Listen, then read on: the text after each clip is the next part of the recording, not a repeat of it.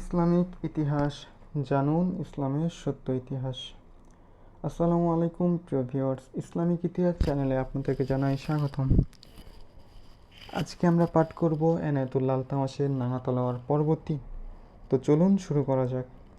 রাসূল সাল্লাল্লাহু আলাইহি ওয়াসাল্লাম অন্যান্য নেতৃবৃন্দের নিকট পরামর্শ চাইলেন, কিন্তু অধিকাংশের মতামত আসে মদিনার বাইরে গিয়ে যুদ্ধ করার পক্ষে। যদিও ব্যক্তিগতভাবে নবী করিম সাল্লাল্লাহু আলাইহি ওয়াসাল্লামের মতামত ছিল আবদুল্লাহ ইবনে উবাইয়ের মতো, তবুও রায়ের আধিক্যের দিকে বিবেচনা করে তিনি মুসলিম বাহিনীকে এগিয়ে যাবার নির্দেশ দেন। রাসূলের সাল্লাল্লাহু আলাইহি ওয়াসাল্লামের সিদ্ধান্ত আবদুল্লাহ ইবনে উবাই মেনে নিতে পারেনি। সে মুসলিম বাহিনীর সাথে যেতে অস্বীকার করে। তার দেখাদেখি আরও ৩০০ সৈন্য তার অনুসরণ করে মূল বাহিনী থেকে পেছনে সরে যায়। এভাবে সুস্পষ্ট হয়ে যায় যে এরা সকলেই মুনাফিক, আর আবদুল্লাহ ইবনে উবাই এদের নেতা। এখন ৩,০০০-এর মোকাবেলায় মুসলিম বাহিনী মাত্র ৭০০। তারপরেও নবী করিম সাল্লাল্লাহু আলাইহি ওয়াসাল্লাম ঘাবড়ে যাননি। তিনি এই মুষ্টিময় সৈন্য নিয়েই অগ্রসর হন এবং উদ পাহাড়ের নিকট শাইখাইন নামক স্থানে গিয়ে পুরো বাহিনীকে বিন্যস্ত করেন। খলিদ পাহাড়ের এক উঁচু শৃঙ্গে দাঁড়িয়ে মুসলিম বাহিনীর সুবিন্যাস সচক্ষে দেখেন এবং সর্বাধিনায়ক আবু সুফিয়ানের অনুমতিক্রমে স্বীয় অধীনস্থ সৈন্যদের জন্য একটি সুবিধাজনক স্থান বেছে নেন। রাসূল করিম সাল্লাল্লাহু আলাইহি ওয়াসাল্লাম মুসলিম বাহিনীকে প্রায় ১,০০০ গজ দূর দূরান্ত পর্যন্ত সরিয়ে দেন। পেছনে উপত্যকা, এক পাশে পাহাড়ের সারি, যা প্রাকৃতিক ঢাল হিসেবে পেছন দিক হতে মুসলিম বাহিনীকে রক্ষার জন্য উপযুক্ত ছিল, কিন্তু অপর পাশ ছিল সম্পূর্ণ খোলা। যে কোনো সময় এদিক দিয়ে শত্রুপক্ষের আক্রমণের সম্ভাবনা ছিল। রাসূল করিম সাল্লাল্লাহু আলাইহি ওয়াসাল্লাম সর্বোচ্চ সতর্কতা অবলম্বন করলেন। তিনি উন্মুক্ত গিরিপথের এক জায়গায় ৫০ জন সুনিপুণ তীরন্দাজ মোতায়েন করেন। হযরত আবদুল্লাহ বিন জুবাইর রাদিয়াল্লাহু আনহু ছিলেন এ তীরন্দাজ বাহিনীর অধিনায়ক। দায়িত্ব বুঝে নাও আবদুল্লাহ। রাসূল সাল্লাল্লাহু আলাইহি ওয়াসাল্লাম তাকে জরুরি দিক নির্দেশনা দান করতে গিয়ে বলেন, পেছনে সতর্ক দৃষ্টি রাখবে। আমাদের পেছনের দিক হতে দুশমনের আনাগোনা হতে পারে, যা আমাদের জন্য উদ্বেগজনক। তাদের অশ্বারোহীর অভাব নেই, তারা পিছন দিক হতে আমাদের উপর আক্রমণ করতে পারে। তোমার তীরন্দাজ বাহিনীকে অশ্বারোহী সৈন্যদের মোকাবেলায় প্রস্তুত রাখবে। শত্রুপক্ষের পদাতিক বাহিনী নিয়ে আমার কোনো ভয় নেই। ওকিদি এবং ইবনে হিশাম সহ সকল নির্ভরযোগ্য ঐতিহাসিক লিখেন যে রাসূল করিম সাল্লাল্লাহু আলাইহি ওয়াসাল্লাম হযরত আবদুল্লাহ ইবনে জুবাইর রাদিয়াল্লাহু আনহুকে স্পষ্ট কথা বলেছিলেন যে আমাদের পেছন দিক একমাত্র তোমার সতর্কতা ও বিচক্ষণতার ফলে রক্ষিত থাকবে। তোমার সামান্য ভুল কিংবা অসাবধানতা আমাদেরকে মারাত্মক ক্ষতি ও চরম পরাজয়ের দিকে ঠেলে দিতে পারে। আবদুল্লাহ, মনোযোগ দিয়ে শোনো। শত্রুদের পালিয়ে যেতে এবং আমাদের বিজয়ী হতে দেখলেও নিজ স্থান ছেড়ে যাবে না। তদ্রূপ আমাদের পরাজয়ের সম্মুখীন হতে দেখে তোমার বাহিনীর মাধ্যমে আমাদের সাহায্য করা প্রয়োজন মনে হলেও নিজেদের স্থান ত্যাগ করবে না। পাহাড়ের এই উপরিভাগ যেন দুশমনের দখলে চলে না যায়। এই স্থান তোমাদের দখলে। এখান থেকে নিচে যতদূর পর্যন্ত তীরন্দাজদের তীর পৌঁছতে পারে সবটাই থাকবে তোমাদের কর্তৃত্ব। খলিদ মুসলমানদের সৈন্যবিন্যাস গভীরভাবে পর্যবেক্ষণ করে আবু সুফিয়ানকে বলে, আমার মনে হয় মুসলমানরা বিস্তীর্ণ ময়দানে যুদ্ধ করবে না। আবু সুফিয়ানের ছিল অধিক সৈন্যের গর্ব, ফলে সে চাচ্ছিল যুদ্ধ বিস্তীর্ণ ময়দানে হোক, যাতে তার পদাতিক ও অশ্বারোহীর বিশাল বাহিনী মুসলমানদেরকে পদপিষ্ট করে নিশ্চিহ্ন ও নিষ্পেষিত করে ফেলে।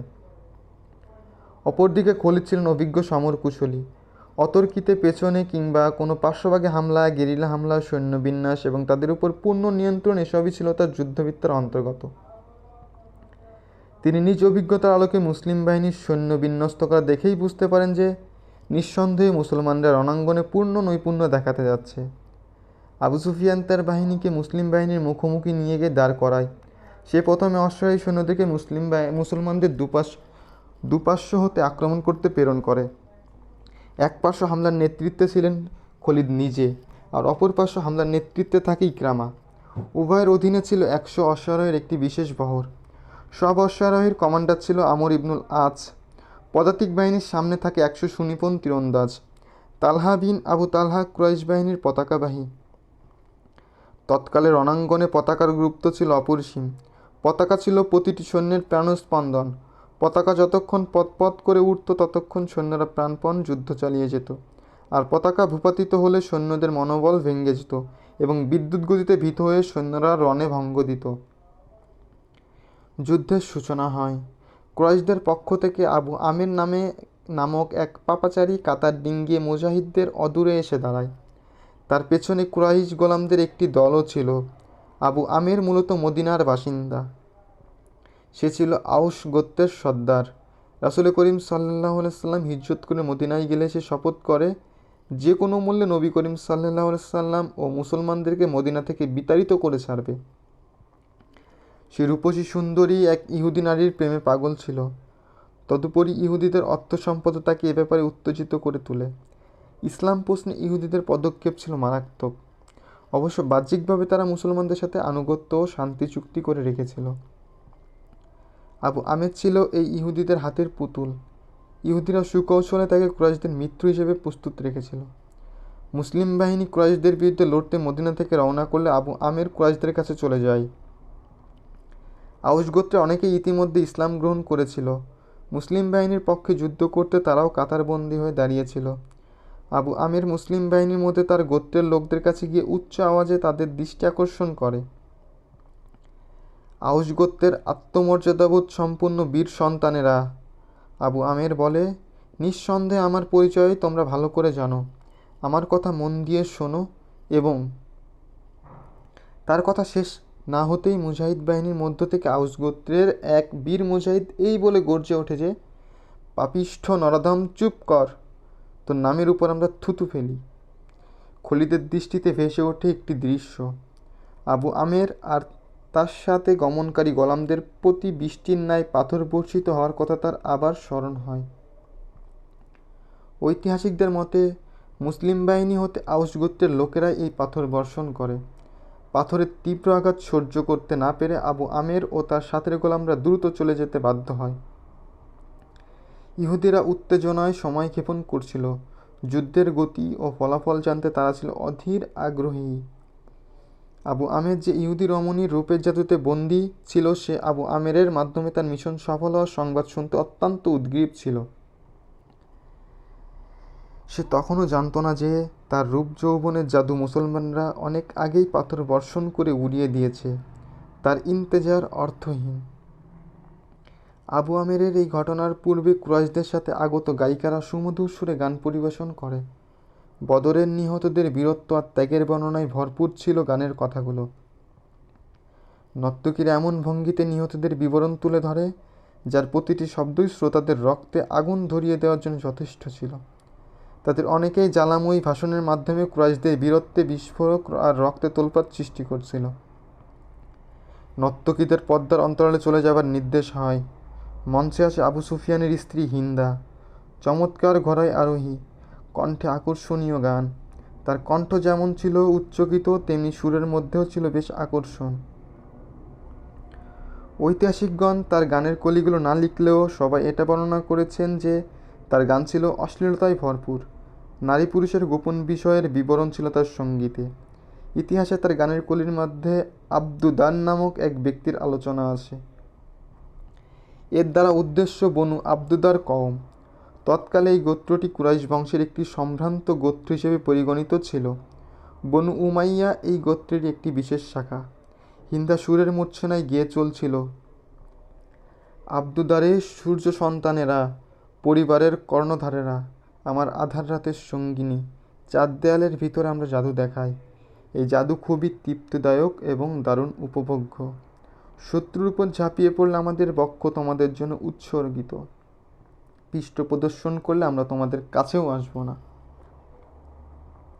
এরপর আবু আমের আউস গোত্রকে বিভ্রান্ত করতে যায়, কিন্তু আউস গোত্র তীর দ্বারা তাকে জবাব দিলে সে চরম ব্যর্থ হয়ে ফিরে আসে। সেই ফিরে আসতেই কুরাইশরা মুজাহিদদের উপর তীর বর্ষণ করতে থাকে। মুজাহিদরাও তীরের জবাব তীর দ্বারাই দিতে থাকে। খলিদ মুসলিম বাহিনীর উপর আক্রমণ করতে তার অধীনস্থ 100 অশ্বারোহী নিয়ে দ্রুত গতিতে অগ্রসর হন। পাহাড়ের উপরিভাগে মুসলিম তীরন্দাজ বাহিনীর গোপন অবস্থানের কথা তার জানা ছিল না। তীব্র গতিতে অগ্রসর হচ্ছিল তার বাহিনী। সুড়ঙ্গ ছিল সংকীর্ণ, একত্রে পথ অতিক্রম করা সম্ভব ছিল না। ফলে বাধ্য হয়ে অশ্বারোহীদেরকে লাইন বেঁধে একজন করে পথ চলতে হতো। খলিদ অনেক ভেবেচিন্তেই তার বাহিনীকে এ প্রান্তভাগে নিয়ে এসেছিলেন। পিতার প্রশিক্ষণ এবং নিজ প্রজ্ঞার আলোকে তার পরিকল্পনা ছিল যে পার্শ্বদের সাথে হামলা করে তিনি মুসলমানদের পিছু হটতে বাধ্য করবেন। যদি তাদের দৃঢ়তায় ফাটল ধরানো যায় এবং বিক্ষিপ্ত করা যায় তবে সহজেই তারা কুরাইশ বাহিনীর অশ্বের পদতলে পিষ্ট হতে থাকবে। কিন্তু তার সকল পরিকল্পনা ভণ্ডুল হয়ে যায় যখন এই অশ্বারোহী দল মুসলিম বাহিনীর অদূরে থাকতেই মাথার উপর দিয়ে তীরের ঝাঁক উড়ে এসে প্রথম অশ্বারীকে চালনি করে ফেলে। একজন অশ্বারোহী কয়েকটি তীরের আঘাতে মাটিতে লুটিয়ে পড়ে। যে সমস্ত অশ্ব তীরের আঘাতে আহত হয় সেগুলো খলিদ বাহিনীর মাঝে কিয়ামতের বিভীষিকা সৃষ্টি করে চলে। ফলে পেছনের আরোহীরা অশ্ব ঘুরিয়ে পিছু হটতে বাধ্য হয়। এদিকে কুরাইশ গায়িকারা মিউজিক বাজিয়ে আবার ওই গান সম্মিলিত কণ্ঠে গাইতে থাকে যা ইতিপূর্বে হিন্দ একাই গিয়েছিল। আব্দুদারের সূর্য সন্তানেরা, আমরা রাতের আধারের সঙ্গিনী, আমরা চাঁদ দেওয়ালের মাঝে জাদু দেখাই। ঐতিহাসিক ওয়াকিদি লেখেন, তৎকালীন আরবের যুদ্ধরীতি অনুযায়ী এবার মল্লযুদ্ধের পালা আসে। কুরাইশ বাহিনীর পতাকাবাহী তালহা বিন আবু তালহা সর্বপ্রথম ময়দানে এসে মুজাহিদ বাহিনীর প্রতি হুঙ্কার ছুড়ে আহ্বান করে, প্রস্তুত হওয়া দিনের দুশ্মন। দমকা হাওয়ার ন্যায় উড়ে এসে হযরত আলী রাদিয়াল্লাহু আনহু বলে, আমি তোর মোকাবেলায় প্রস্তুত। তালহা এক হাতে পতাকা আঁকড়ে ধরেছিল, অপর হাতে তলোয়ার মাথার উপর ঘোরাতে ঘোরাতে সুযোগ মতো প্রচণ্ড বেগে হামলা করে, কিন্তু আঘাত শূন্যে মিলিয়ে যায়। সাথে সাথে নিজের উপর নিজের নিয়ন্ত্রণতা শিথিল হয়ে পড়ে। দ্রুত সে নিজেকে সামলে নিতে সচেষ্ট হয়, কিন্তু তাকে সামলানোর সুযোগ না দিয়ে হযরত আলী রাদিয়াল্লাহু আনহু-এর তরবারি এমন প্রচণ্ড বেগে আঘাত হানে যে প্রথমে তার পতাকা ছিটকে পড়ে। অতঃপর সে নিজেও কপোকাত হয়। পতাকা পড়ে যেতেই কুরাইশ বাহিনীর এক ব্যক্তি দৌড়ে এসে পতাকা তুলে নিয়ে যায়। হযরত আলী রাদিয়াল্লাহু আনহু এ ব্যক্তিকে ইচ্ছা করলে ধরাশায়ী করতে পারতেন, কিন্তু এটা মল্লযুদ্ধের নীতি নয়, বিধায় তাকে নিরাপদে চলে যাবার সুযোগ দেন। তালহাকে উঠিয়ে নিয়ে যাওয়া হয়। তারই গোত্রের আরেক ব্যক্তি ময়দানে আসে, আমি প্রতিশোধ নিতে ওয়াদাবদ্ধ। সে হুঙ্কার সারতে সারতে আসে, আলী সম্মুখে আসো, আমার তলোয়ারের ধার দেখো। হযরত আলী রাদিয়াল্লাহু আনহু নীরবে তার মোকাবিলা করতে প্রস্তুত হয়ে আসেন। উভয়ে পরস্পরের প্রতি চোখ রেখে ময়দানে ঘুরতে থাকে। অতঃপর তরবারি আর ঢালে ঢালে ভয়ানক যুদ্ধ শুরু হয়। আঘাত প্রতিঘাতের মধ্য দিয়ে ঢাল তলোয়ারের তামাশা চলতে থাকে। শ্বাসরুদ্ধকর অবস্থা, সকলের বিস্ফারিত নেত্র নিবদ্ধ মল্লযোদ্ধাদের দয়ের প্রতি। ফলাফল হতে বেশি সময় লাগেনি। একসময় সবাই দেখল যে হযরত আলী রাদিয়াল্লাহু আনহু-এর তলোয়ার রক্তে রাঙা। টপ টপ করে তার তলোয়ার হতে রক্ত ঝরছে, আর তার প্রতিপক্ষ মাটিতে লুটিয়ে ছটফট করছে। এরপর কুরাইশদের পক্ষ থেকে পালাক্রমে একজন করে আসতে থাকে আর মুজাহিদদের হাতে মারা যেতে থাকে। কুরাইশদের সেনা কমান্ডার আবু সুফিয়ান তার পক্ষের বীরদের এভাবে কলাগাছের ন্যায় আছড়ে পড়তে দেখে রাগে ক্ষোভে নিয়ন্ত্রণ হারিয়ে ফেলে। সমর রীতি অনুযায়ী মল্লযুদ্ধে অবতীর্ণ তার জন্য ছিল সম্পূর্ণ আত্মঘাতমূলক সিদ্ধান্ত। কারণ সে কমান্ডার। সে নিহত হলে সৈন্যদের মধ্যে চরম বিশৃঙ্খলার ভীতি ছড়িয়ে পড়ার সমূহ সম্ভাবনা ছিল। তারপরেও সে নিজের উপর নিজেকে নিয়ন্ত্রণ রাখতে পারেনি। এতক্ষণ সে ঘোড়ায় বসে যুদ্ধের দৃশ্য প্রত্যক্ষ করছিল। আচমকা সবাই হতবাক করে অশ্বে পদাঘাত করে তর্জন গর্জন করতে করতে নিজেই মল্লযোদ্ধারূপে ময়দানে চলে আসে। তার স্ত্রী হিন্দা তাকে যেতে দেখে উষ্টে আরোহণ করে সম্মুখে আসে এবং কণ্ঠে আবার ওই গানের সুর ঝংকার তুলে, যার একটি কলি ছিল, তোমরা কাপুরুষ হয়ে প্রত্যাবর্তন করলে আমাদের শরীরের ঘ্রাণও পাবে না। আবু সুফিয়ান অশ্বপৃষ্ঠে আর প্রতিপক্ষ মুসলমান পদাতিক। ইতিহাসে তিনি হানজালা বিন আবু আমের নামে খ্যাত। আবু সুফিয়ানের হাতে দীর্ঘ বর্শা। অশ্বারোহীর বর্শার আঘাত থেকে পদাতিক তলোয়ারধারী বেঁচে যাবে এ ধারণা কারোর ছিল না। আবু সুফিয়ানের ঘোড়া হানজালা রাদিয়াল্লাহু আনহুকে লক্ষ্য করে তীর গতিতে ছুটে আসে। এই ছুটন্ত অবস্থায় আবু সুফিয়ান বর্শা উঁচু করে লক্ষ্যপানে নিক্ষেপ করে, কিন্তু হানজালা রাদিয়াল্লাহু আনহু অত্যন্ত সুন্দর করে তার মোকাবেলা করেন। তিনি একদিকে সরে গিয়ে আঘাত ব্যর্থ করে দেন। এভাবে উপর্যুপরি 3 বার আক্রমণ ও তার ব্যর্থতার পালা চলে। তৃতীয়বার আবু সুফিয়ানের অশ্বটি সম্মুখে এগিয়ে গেলে হানজালা রাদিয়াল্লাহু আনহু তার পিছু ধাওয়া করেন। ঘোড়া কিছু দূর গিয়ে যখন আবার পেছনে মন নেয়, হানজালা রাদিয়াল্লাহু আনহু ঠিক ওই মুহূর্তে সেখানে গিয়ে হাজির হন। আবু সুফিয়ান ঘোড়ার একদম কাছে তার অবস্থান টের পায়নি। ইতিমধ্যে হানজালা রাদিয়াল্লাহু আনহু ঘোড়ার সামনে পা লক্ষ্য করে সজোরে আঘাত করলে ঘোড়ার সঙ্গে সঙ্গে ভূপাতিত হয়, আর আবু সুফিয়ানও অন্যদিকে ছিটকে পড়ে। পতিত আবু সুফিয়ানের উপর হযরত হানজালা রাদিয়াল্লাহু আনহু আক্রমণাত্মক হলে আবু সুফিয়ান ঘোড়াকে ঢাল বানিয়ে গড়িয়ে গড়িয়ে দ্রুত চক্কর কেটে আত্মরক্ষার জন্য আপ্রাণ চেষ্টা করে। সেভাবে নিজেকে বিপদের মুখে দেখে সাহায্যের জন্য কুরাইশদেরকে আহ্বান করতে থাকে। এক পদাতিক কুরাইশ দ্রুত আসে। মুসলমানরা ধারণা করে যে এ ব্যক্তি আবু সুফিয়ানকে শুধু উদ্ধারের জন্য এসেছে, কিন্তু নরাধম যুদ্ধরীতি ভঙ্গ করে পেছন হতে আঘাত করে হযরত হানজালাকে শহীদ করে দেন। হযরত হানজালাকে শহীদ করে ফেলে। এই সুযোগে আবু সুফিয়ান দৌড়ে সৈন্যদের মাঝে গিয়ে আশ্রয় নেয়। সর্বশেষ মল্লযোদ্ধা হিসেবে কুরাইশদের পক্ষ থেকে আসে আব্দুর রহমান বিন আবু বকর। ঐতিহাসিক ওয়াকিদি এই ঘটনার বিবরণ এভাবে দিয়েছেন যে আব্দুর রহমান হুঙ্কার ছেড়ে ময়দানে এলেই তার পিতা হযরত আবু বকর রাদিয়াল্লাহু আনহু পুত্রের মোকাবেলার জন্য ময়দানে অবতীর্ণ হন। সামনে আয় মুসলিম পিতার কাফের ছেলে। হযরত আবু বকর রাদিয়াল্লাহু আনহু বাঘের ন্যায় হুঙ্কার দিয়ে বলেন। নবী করিম সাল্লাল্লাহু আলাইহি ওয়াসাল্লাম বাপ বেটাকে সামনাসামনি দেখে ছুটে এসে হযরত আবু বকর রাদিয়াল্লাহু আনহুর গতিরোধ করেন। তরবারি কোষবদ্ধ কর আবু বকর। রাসূল সাল্লাল্লাহু আলাইহি ওয়াসাল্লাম হযরত আবু বকর রাদিয়াল্লাহু আনহুকে আদেশ করেন এবং তাকে নিয়ে পশ্চাতে চলে যান। সেদিনের যুদ্ধের আওয়াজ খলিদের কানে আজও ঝংকারিত হচ্ছে। রণাঙ্গনের বিভিন্ন দৃশ্য তার চোখের ক্যামেরা যত্নে রেখেছিল। এক একটি পলক তার সামনে এক একটি দৃশ্যের অবতারণা করছিল। মল্লযুদ্ধ শেষ হতেই কুরাইশ বাহিনী মুসলমানদের উপর একযোগে ঝাঁপিয়ে পড়ে। নবী করিম সাল্লাল্লাহু আলাইহি ওয়াসাল্লাম উহুদ পাহাড়কে পেছনে রেখে অবস্থান এবং সৈন্য বিন্যাস করেছিলেন, সেজন্য পেছন দিক থেকে আক্রমণের কোনো সম্ভাবনা ছিল না। সংখ্যায় মুসলমানরা অল্প হলেও আল্লাহর রাসূল সাল্লাল্লাহু আলাইহি ওয়াসাল্লাম উৎসাহ, উদ্দীপনা এবং অস্ত্র পরিচালনার নৈপুণ্য দ্বারা এই ঘাটতি পূরণ করে দিয়েছিলেন। কুরাইশদের সংখ্যা 3 গুণ না হলে তারা মুজাহিদ বাহিনীর সম্মুখে দাঁড়াতেই পারত না। অধিক সৈন্য বলে তারা লড়ে যাচ্ছিল মাত্র। খলিদের দৃষ্টি নিবদ্ধ ছিল রাসূল সাল্লাল্লাহু আলাইহি সাল্লামের উপর। রাসূল সাল্লাল্লাহু আলাইহি সাল্লাম এক পার্শ্ব বাহিনীতে অবস্থান করছিলেন। এই বাহিনীর প্রতি আক্রমণ করা তার একান্ত আশা ছিল। তার অধীনস্থ অশ্বারোহী দলকে সংকীর্ণ রাস্তা অতিক্রম করে দ্রুত এগিয়ে যেতে এবং মুসলমানদেরকে একযোগে আক্রমণের নির্দেশ দেন। কিন্তু তার ইচ্ছায় বাদ সাধে হযরত আবদুল্লাহ বিন জুবায়ের চৌকস তীরন্দাজ বাহিনী। মুসলিম তীরন্দাজ বাহিনী খালেদ বাহিনীকে শোচনীয়ভাবে পশ্চাদপসরণে বাধ্য করে। এখানে তার বেশ কিছু অশ্ব সৈন্য নিহত হয়। বিপুল জানমালের ক্ষয়ক্ষতি মেনে নিয়ে পিছু হটার সময় তাদের সাথে ছিল কয়েকটি ঘোড়া এবং আহত সৈন্যের এক দীর্ঘ লাইন। নিহত সৈন্য আর ঘোড়া সেখানেই পড়ে থাকে। তীব্র থেকে তীব্রতর হচ্ছিল যুদ্ধ। উভয় পক্ষ জীবন বাজি রেখে যুদ্ধে লিপ্ত, ব্যস্ত সবাই সমশক্তি প্রদর্শনে। কিন্তু এক ব্যক্তি ছিল এর ব্যতিক্রম। সে যুদ্ধ করছিল না, সে একটি বর্ষা হাতে রণাঙ্গনে ঘুরছিল, যেন সে কাউকে খুঁজছে। লোকটির নাম ওয়াহশী বিন হারব। সে নিয়মিত যুদ্ধ এড়িয়ে হযরত হামজা রাদিয়াল্লাহু আনহুকে তালাশ করে ফিরছিল। হযরত হামজা রাদিয়াল্লাহু আনহু এই আজ তার প্রধান লক্ষ্যবস্তু। কৌশলে তাকে হত্যা করতে চাইছে। তাকে হত্যা করতে পারলে ডবল পুরস্কার তার জন্য অপেক্ষা করছে। প্রথমত দাসত্বের শৃঙ্খল থেকে মুক্তি লাভ, দ্বিতীয়ত আবু সুফিয়ানের স্ত্রী হিন্দার শৈলের সকল অলঙ্কারের মালিকানা। এক সময় সে হযরত হামজা রাদিয়াল্লাহু দেখতে পায়। তিনি সিবা বিন আব্দুল উজ্জার দিকে অগ্রসর হচ্ছিলেন। তখনকার আরব সমাজের মহিলারা খতনার কাজ করত। ঐতিহাসিক ইবনে হিশামের বর্ণনা মতে ইসলামের আবির্ভাবের পূর্বে আরব সমাজে খতনার প্রচলন ছিল।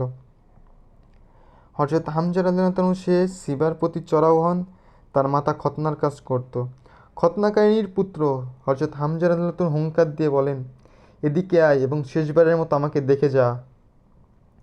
সিবা বিন আব্দুল উজ্জা হামজা রাদিয়াল্লাহু আনহুর দিকে এগিয়ে আসে। ক্রোধে তার চেহারা লাল হয়ে উঠেছিল। তরবারি চালনায় ভীষণ পটু ছিল সে। হামজা রাদিয়াল্লাহু আনহু তার থেকে কোনো অংশে কম ছিলেন না। উভয়ই মুখোমুখি হয় এবং আঘাত পাল্টা আঘাত চলতে থাকে। ঢাল উভয়ের হামলায় ব্যর্থ করে দিচ্ছিল।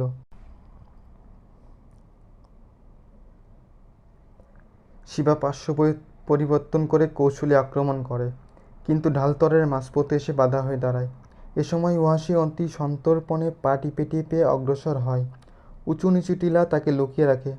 হযরত হামজা রাদিয়াল্লাহু আনহুর দৃষ্টি ছিল শত্রুর প্রতি নিবদ্ধ। শিবা ব্যতীত আর কেউ তার নজরে পড়েনি। ওয়াহশী নিজেকে আড়াল করে এক সময় কাছে পৌঁছে যায়। বর্ষার নিক্ষেপে সে ছিল সিদ্ধহস্ত। সে হযরত হামজা রাদিয়াল্লাহু আনহুর এত কাছে পৌঁছে যায় যেখান থেকে তার নিক্ষিপ্ত বর্ষা লক্ষ্যভ্রষ্ট সামান্য সন্দেহ ছিল না।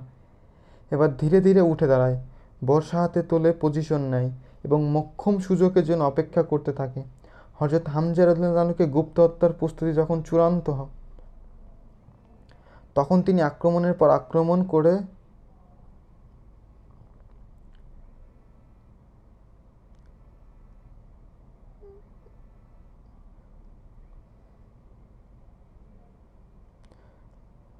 শিবাকে প্রায় কোণঠাসা করে ফেলেছেন। একসময় তিনি প্রচণ্ড বেগে তরবারি চালালে তরবারি সরাসরি শিবার পেটে আঘাত হানে। তিনি তরবারি এমনভাবে টেনে বের করেন যে এতে তার পেট আরও ফেড়ে যায়। শিবা হযরত হামজা রাদিয়াল্লাহু আনহুর পায়ে এসে হুমড়ি খেয়ে পড়ে। হযরত হামজা রাদিয়াল্লাহু আনহু সামনে যেতে অতৎপর। এরই মধ্যে ওয়াহশী পূর্ণ শক্তিতে বর্শা নিক্ষেপ করে। ব্যবধান খুবই কম ছিল। বর্শা পেটের এত গভীরে প্রবেশ করে যে তার ছুচালো মাথা পৃষ্ঠদেশ ভেদ করে যায়। অতর্কিত ভয়ানক আক্রমণে তিনি সাথে সাথে লুটিয়ে পড়েননি। এদিক ওদিক নজর ঘুরিয়ে হত্যাকারীকে আবিষ্কার করতে চেষ্টা করেন। নজর ঘুরিয়ে ওয়াহশীকে দেখতে পান। পেটের বর্শা নিয়েই তিনি তার দিকে ছুটে যান। ওয়াহশী নিজ স্থানে দাঁড়িয়ে থাকে। হযরত হামজা রাদিয়াল্লাহু আনহু বেশি দূরে যেতে পারেননি। 4-5 কদম গিয়েই জমিনে লুটিয়ে পড়েন। ওয়াহশী দূরে দাঁড়িয়েই তার শরীরের নাড়াচাড়া প্রত্যক্ষ করতে থাকে। নিথর হয়ে গেলে ওয়াহশী তার মৃতদেহের নিকট আসে। হযরত হামজা রাদিয়াল্লাহু আনহু শহীদ হয়ে যান। ওয়াহশী তার শরীর থেকে বর্শা খুলে চলে যায়। সে ফিরে গিয়ে হিন্দা এবং মনিব জুবাইর বিন মুতঈমকে তালাশ করতে থাকে। উহুদের বিভিন্ন চিত্রগুলো খলিদের স্মৃতিপটে যতই ভাসতে থাকে, তার অন্তর ততই ভারাক্রান্ত হয়। অশ্ব তাকে নিয়ে চলছিল আপন মনে। নিম্নাঞ্চল অতিক্রম করায় উহুদের পর্বতশৃঙ্গ দৃষ্টি থেকে আড়াল হয়ে গিয়েছিল। তার গোত্রের নারীদের কথা হঠাৎ মনে পড়ে যায়। তা কুরাইশ ও সমমনা গোত্রের মধ্যে বীরত্ব ও রক্তের তেজ সরবরাহ করছিল। খলিদের আরও মনে পড়ে যে তিনি যুদ্ধের পুরো দৃশ্য নিজ চোখে দেখার জন্য নিকটবর্তী একটি উঁচু টিলায় আরোহণ করেন। এখান থেকে তিনি মুসলিম নারীদের দেখতে পান। রণাঙ্গন থেকে আহতদের নিয়ে এসে তাদের হাতে শরবত করা হতো। তারাই তাদের সেবা যত্ন ও প্রয়োজনীয় চিকিৎসা করত। তৃষ্ণার্তদের পানি পান করাতো। এই ধরনের মহিলার সংখ্যা ছিল সর্বোচ্চ 14 জন। নবী নন্দিনী হযরত ফাতেমা রাদিয়াল্লাহু আনহা ছিলেন তাদের মধ্যে। তীব্র সংঘর্ষ কিছুক্ষণ উভয় পক্ষের মধ্যে তুমুল যুদ্ধ চলে। কুরাইশদের জোশ ক্রমেই স্তিমিত হতে থাকে। একসময় স্বল্প সংখ্যক মুজাহিদ বিশাল কুরাইশ বাহিনীর উপর প্রাধান্য বিস্তার করে। কুরাইশদের পতাকাধারী একজন নিহত হলে আরেকজন এসে পতাকা তুলে ধরত। এভাবে কয়েকবার পতাকা ভূলুণ্ঠিত হয়। শেষ দিকে এক গোলাম এসে পতাকা তুলে ধরে, কিন্তু সেও নিহত হয়। এরপর মুসলিম বাহিনী কুরাইশদের আর কাউকে পতাকা তোলার সুযোগ দেয়নি। কুরাইশরা রণে ভঙ্গ দেয়। খলিদ কুরাইশ বাহিনীর পৃষ্ঠপ্রদর্শনের দৃশ্য চেয়ে চেয়ে দেখেন। মুসলিম বাহিনী কর্তৃক তাদের পিছু ধাওয়াও তার নজরে আসে। কুরাইশরা রণে ভঙ্গ দিয়ে সেনা ক্যাম্পেও দাঁড়ায়নি। জিনিসপত্র ফেলে বিক্ষিপ্ত অবস্থায় সকলেই পলায়ন করে। মুসলমানরা বিজয়ের আনন্দে এবং প্রতিশোধের স্প্রায় কুরাইশদের ক্যাম্পের উপর চড়াও হয়। আনন্দ স্লোগান আর বিজয় উল্লাসে চারিদিক মুখরিত করে তোলে মুসলমানরা। কুরাইশরা এমন ভীত সন্ত্রস্ত হয়ে পলায়ন করে যে ভাগার সময় মহিলাদের ব্যাপারে চিন্তা করার সুযোগও তারা পায়নি। বাধ্য হয়ে পায়ে হেঁটেই তারা পালাতে থাকে, কিন্তু মুসলমানরা তাদের দিকে চোখ তুলে তাকায়নি। অশ্বারোহী দু দলের কমান্ডার ইকরামা আর অপর দলের কমান্ডার খলিদ নিজে। তাদের লক্ষ্য ছিল পার্শ্ববাহিনীকে আক্রমণ করে পর্যদুস্ত করে দেওয়া। তারা সুযোগ খুঁজতেছিল, কিন্তু ইতোমধ্যে যুদ্ধের গতি অন্যদিকে মন নেয়। যুদ্ধ কুরাইশদের সম্পূর্ণ প্রতিকূল অবস্থানে চলে যায়। তারপরেও ইকরামা ও খলিদ নিজ নিজ বাহিনী নিয়ে পূর্বের জায়গায় অবস্থান করতে থাকে। চরম নৈরাশ্যজনক এই অবস্থার মধ্যেও খলিদের আশা ছিল যে তিনি শেষ পর্যন্ত পরাজয়কে বিজয়ে বদলে দিতে পারবেন। তিনি সম্মুখ দিক হতে নয়, বরং এক পার্শ্ব দিয়ে মুসলিম বাহিনীর উপর ঝাঁপিয়ে পড়তে অপেক্ষমাণ ছিলেন। কিন্তু এটা মোটেও সহজ ও ঝুঁকিমুক্ত ছিল না। এর জন্য মরণ ফাঁদের ন্যায় এক সংকীর্ণ সুড়ঙ্গ অতিক্রম করা আবশ্যক ছিল। সুড়ঙ্গ অতিক্রম করে যেতে একবার উদ্যোগও নিয়েছিলেন, কিন্তু আগে প্রস্তুত মুসলিম তীরন্দাজ বাহিনী তাদের অগ্রযাত্রা রুখে দেয়। তা সত্ত্বেও খলিদ এখনও এই সুড়ঙ্গ পথ ব্যবহারের অপেক্ষায় প্রহর গুনতে থাকেন।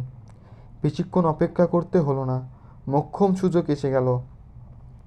তীরন্দাজ বাহিনী তাদের অবস্থান থেকে কুরাইশদের পলায়নের দৃশ্য দেখতে থাকেন। পলায়নপর বাহিনীর পশ্চাৎপদন করে তাদের ধনসম্পদ হস্তগত করাটাও তাদের নজর এড়ায় না। গনিমতের আশায় তীরন্দাজরা এক এক করে তাদের অবস্থান ছেড়ে চলে যায়। কমান্ডার আবদুল্লাহ বিন জুবাইর রাদিয়াল্লাহু তাদেরকে কঠোরভাবে নিষেধ করেন, আমার দ্বিতীয় নির্দেশ না পাওয়া পর্যন্ত কেউ স্থান ত্যাগ করবে না। রাসূল সাল্লাল্লাহু আলাইহি সাল্লামের নির্দেশটি দ্বিতীয়বার স্মরণ করিয়ে দেন, কিন্তু কেউ তার কথা শোনেনি। যুদ্ধ শেষ। একথা বলতে বলতে তীরন্দাজ দলটি পাহাড়ের ঘাঁটি থেকে নিচে নেমে আসে। গনিমতের মাল আমাদের, আমরা বিজয়ী হয়েছি। কমান্ডারের সাথে থাকে মাত্র 9 জন তীরন্দাজ। স্যাটেলাইটের মতো খলিদের দৃষ্টিতে বিষয়টি সাথে সাথে ধরা পড়ে যায়। তার কাছে এটা স্বপ্নের মতো মনে হয়। তিনি এমনই একটি সুযোগের অপেক্ষা করছিলেন, কিন্তু তা যে এত তাড়াতাড়ি অতি সহজে হাতের মুঠোয় এসে যাবে তা ছিল কল্পনাতীত। তিনি অবস্থান ছেড়ে যাওয়া তীরন্দাজদের উপর গভীর দৃষ্টি রাখেন। যখন তিনি নিশ্চিন্ত হন যে তারা কুরাইশ বাহিনীর ক্যাম্পে পৌঁছে গনিমতের মাল সংগ্রহে ব্যস্ত, তখন তিনি অশ্বারোহী দল নিয়ে গিরিপথের অবস্থানরত হযরত আবদুল্লাহ ইবনে জুবাইর রাদিয়াল্লাহু আনহু ও তার অধীনস্থ 9 তীরন্দাজের উপর প্রচণ্ড আক্রমণ করেন। খলিদ ইচ্ছা করলে তাদের এড়িয়েও যেতে পারতেন, কিন্তু প্রতিশোধ স্পৃহা তাকে উন্মাদ করে তোলে। তার অশ্বারোহী দলটি পাহাড়ের উপরে উঠতে থাকলে উপর থেকে তীরন্দাজগণ তাদেরকে তীর মেরে আহত করতে থাকে। খলিদকে গিরিপথে আক্রমণ করতে দেখে ইকরামা নিজেও বাহিনী নিয়ে উদ্দেশ্যস্থলে পৌঁছে। তার অশ্বারোহী বাহিনীও চতুর্দিকে দিয়ে উপরে উঠতে থাকে। তাদের কাছেও তীর ছিল, তারাও তীরের জবাব তীর দ্বারাই দিতে থাকে। মাত্র 9 জনের পক্ষে বিশাল অশ্বারোহী বাহিনীর গতিরোধ করা সম্ভব ছিল না। অশ্বারোহীরা একসময় সুড়ঙ্গ মুখে চলে যায়। তীর রেখে এবার তারা তরবারি নেয়। কিছুক্ষণ পাল্টাপাল্টি হামলা চলে। একসময় সবাই আহত হয়ে লুটিয়ে পড়ে। খলিদ আহতদেরকে পাহাড়ের উপর থেকে নিচে নিক্ষেপ করে। তীরন্দাজ কমান্ডার আবদুল্লাহ বিন জুবাইর রাদিয়াল্লাহু আনহু শহীদ হয়ে যান। গিরিপথ দখলের পর খলিদ রাদিয়াল্লাহু আনহু ও ইকরামা নিজ নিজ বাহিনীকে নিচে অবতরণ করায়। মুসলিম বাহিনী যেখান থেকে যুদ্ধের সূচনা করে সেখানে গিয়ে তারা একত্রিত হয়। খলিদের নির্দেশে উভয় কমান্ডার ঐক্যবদ্ধ হয়ে মুসলিম বাহিনীর উপর হামলা চালায়। এ সময় মুসলমানরা মূলত যুদ্ধের অবস্থায় ছিল না। নবী করিম সাল্লাল্লাহু আলাইহি সাল্লামের সাথে কিছু সংখ্যক মুজাহিদ তখনও ছিলেন। এ জানবাজ মুজাহিদগণ ঈগলের মতো ছুটে গিয়ে অশ্বারোহীদের মোকাবেলায় তাদের উপর ঝাঁপিয়ে পড়ে। কুরাইশদের সাথে আহত নারীরাও পালাচ্ছিল, কিন্তু উমরা নাম্নী মহিলা পলায়ন করতে না পেরে নিকটবর্তী এক স্থানে আত্মগোপন করেছিল। মুসলিম বাহিনীর উপর কুরাইশ অশ্বারোহী বাহিনীর পূর্ণ আক্রমণ করতে দেখার সময় কুরাইশদের ভুলুণ্ঠিত পতাকার উপর তার নজর পড়ে। এক সুযোগে সে পতাকাকে উঁচু করে তুলে ধরে। এদিকে আবু সুফিয়ানরাও পলায়ন পর পদাতিক সৈন্যদের নিয়ন্ত্রণে আনতে সক্ষম হয়েছিল।